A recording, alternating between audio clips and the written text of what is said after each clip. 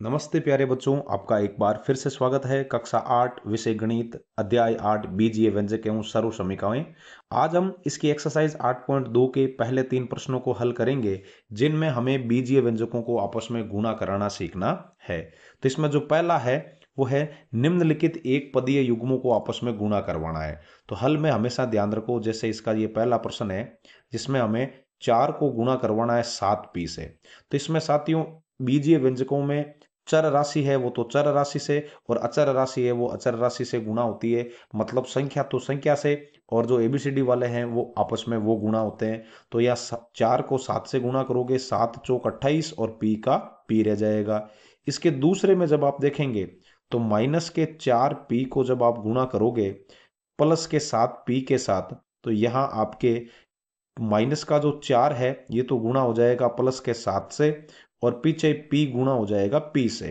तो इस तरीके से ये प्लस माइनस माइनस 7 चौक 28, और p की घात 1 और 1 गुणा होकर के घातें 2 हो जाएगी। आधार समान होने पर घातें जुड़ जाती है। इसी तरीके से आप लोग तीसरा प्रश्न देखेंगे जिसमें माइनस के 4p को गुणा करवाना है आपको प्लस के 7p और q से। तो यहां भी आपके जो माइनस का 4 है वो प्लस के 7 से गुणा हो जाएगा, और फिर दूसरे ब्रैकेट में ये पहले वाला p, फिर एक और p, और फिर एक और q है।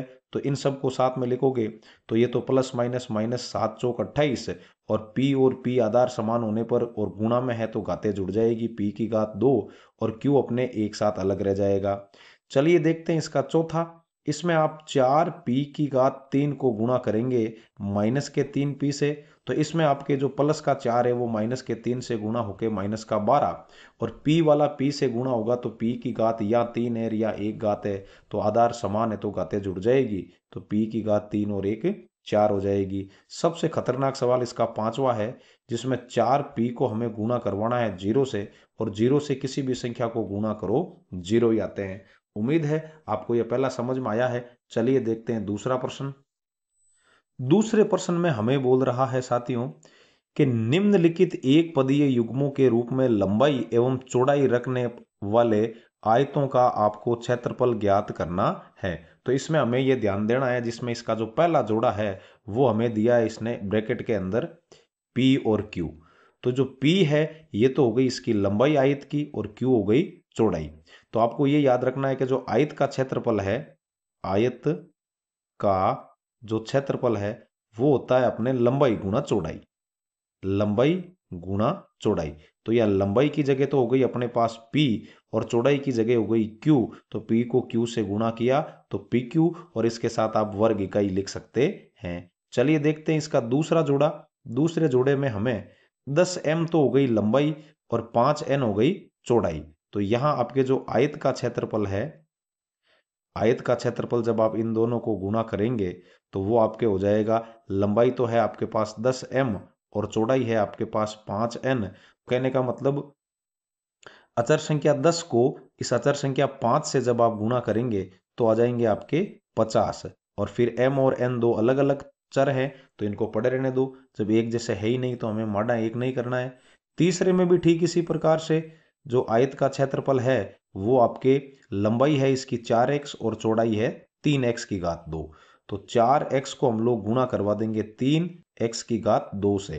तो इसमें जो संख्या 4 है वो संख्या 3 से गुणा होके और 4 तिये 12 हो जाएगी साथियों। और यहाँ x की घात 1 है, यहाँ x की घात 2 है। तो आधार समान होने पर कोई भी गुणा में हो चर राशियां तो उनकी घातें जुड़ जाती है, या कोई भी संख्याएं जिनके आधार बराबर हो तो घातें गुणा करवाने पर जुड़ जाती है। तो यहाँ x की घात 1 और 2 हो गई अपने 3। तो इस आयत का क्षेत्रफल हो गया 12x की घात 3 वर्ग इकाई। चलिए इसका चौथा भी देख ले। में चौथे में हमको यहाँ दिया हुआ है लंबाई में तो 3mn साथियों, 3mn, और चौड़ाई में दे दी 4np। तो आयत का जो क्षेत्रफल है, आयत का जो क्षेत्रफल है वो होता है अपने लंबाई गुणा चौड़ाई, जैसा कि सूत्र से आप जानते हो। और इसमें हमें जो लंबाई दी है वो दे दी है 3mn, और इसको गुणा करवाना है हमें, चौड़ाई दे दी वो हो गई अपने पास 4np।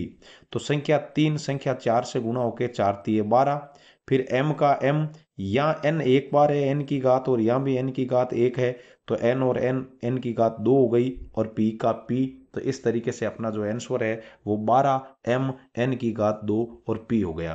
चलिए देखते हैं इसका तीसरा प्रश्न। चलिए देखते हैं इसका तीसरा प्रश्न, जिसमें हमें गुणनफलों की सारणी को पूरा करवाना है। मतलब इस तरफ ऊपर से नीचे की ओर और इस तरफ आपके बाईं ओर से दाईं ओर जो दिए हुए हैं इनको गुणा करवाना है। तो इस 2x को जब आप इस 2x से गुणा करोगे तो 2 दूनी 4 और x की घात 2 हो जाएंगे। फिर ये प्लस का 2 जब इस -5 से गुणा हो गए माइनस का 10 बन जाएगा साथियों। चर x और y है वो xy हो गए। यहाँ प्लस के 2 को जब आप इस प्लस के 3 से गुणा करोगे तो 3 दूनी 6 और x की घात 2 गुणा होकर आधार समान होकर के जुड़ के 6x की घात 3 हो जाएंगे। फिर इस 2x को इस माइनस के 4xy से गुणा करेंगे तो प्लस माइनस माइनस 4 दूनी 8 x और x गुणा होकर x की घात 2 और y बन जाएगा। अब 2x को जब आप 7 से गुणा करोगे तो 7 दूनी 14 और x 2 वाला और ये x की घात 2 गुणा होके x की घात 3 और y का y रह गया। फिर 2x को जब आप -9 से गुणा करोगे तो -9 दूनी 18 x और x की घात 2 x की घात 3 बन गई और यहाँ रह गया y की घात 2। इसी प्रकार जब आप दूसरे में माइनस के 5y को प्लस के 2x से गुणा करोगे तो ये हो जाएगा 5 दूनी 10 और x और y गुणा होके xy हो गए। अब -5 को इस -5 से गुणा करेंगे तो माइनस माइनस प्लस और 5 पंजे 25 y और y की घात 2 हो जाएगी साथियों। अब माइनस का 5 है या माइनस का 4 है तो 5 चौक 20 और ये y और ये y की घात तो 2 हो गई साथियों 2 और x रह गया अपने सिंगल ही। चलिए अगले में -5 को जब आप +7 से गुणा करोगे तो प्लस माइनस माइनस 7 पंजे 35 और यहाँ x की घात 2 पहले से ही है, ये y और ये वाला जो y है वो गुणा होके आपके y की घात 2 हो जाएंगे। अब सबसे लास्ट में -5 को गुणा किया -9 से तो माइनस माइनस हो गया अपने प्लस और 9 पंजे 45 x y यहाँ 1 है या y की घात 2 है तो गुणा होके y की घात 3 हो गई और ये हो गई अपने x की घात 2। अब क्या करना है, चलिए गुणा ऐसे ही करना है। मैं इस सारणी को कंप्लीट करके आपको समझा दूं। तो यहाँ प्यारे साथियों जब 3x² 2x से गुणा होगा तो 6x की घात 3 बन जाएगा। फिर इसको जब -5y से गुणा करेंगे तो माइनस का 15 x की घात 2y। फिर 3x² के साथ गुणा करेंगे तो 9x की घात 4 और फिर माइनस के 4 से गुणा करेंगे तो -4 तेरी 12 और x की घात 2 और 1 x की घात 3 और y हो जाएगा।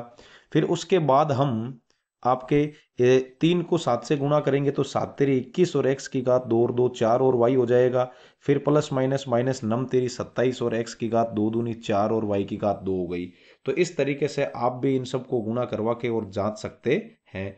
उम्मीद है आपको ये समझ में आया होगा। चलिए फिर मिलते हैं अगले सेशन में, तब तक के लिए जय हिंद, राम राम साथियों।